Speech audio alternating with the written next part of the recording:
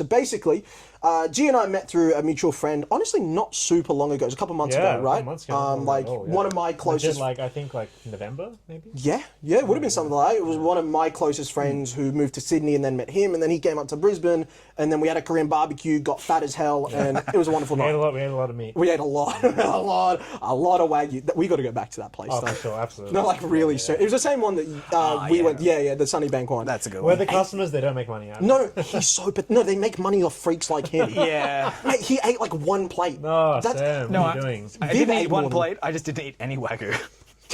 This guy came to an all-you-can-eat Wagyu place and didn't eat any The of ox it. tongue was good though. The ox tongue was good. No, it was. But did you see the marbling for on sure. that? I mean, come on. Anyway, so we got talking. Like he's into reading as one of his hobbies and whatnot. And I was like, I write books. And so I was like, would you mind giving our books a read? And this was early days, while book one was still being edited. Yeah. And so once it had its first editing, I gave it to G, and he was kind of like our first reader, like proper reader of the novel. Yeah. But then from then on out, I already had 2 and 3 written, so I thought, well, why not have someone that's a bit more than just like a beta reader type thing? That's why he is the Big Sigma reader. I give him the unedited work, which so now you're kind of up to date on the full War Games arc of the story, as in you've read that. So yes, those parts haven't been edited. Book 2's kind of in the process of being edited. But we needed someone that was as far ahead on the story as what I was writing, as well as Sam, because it's an extra person to bounce ideas off purely as a reader.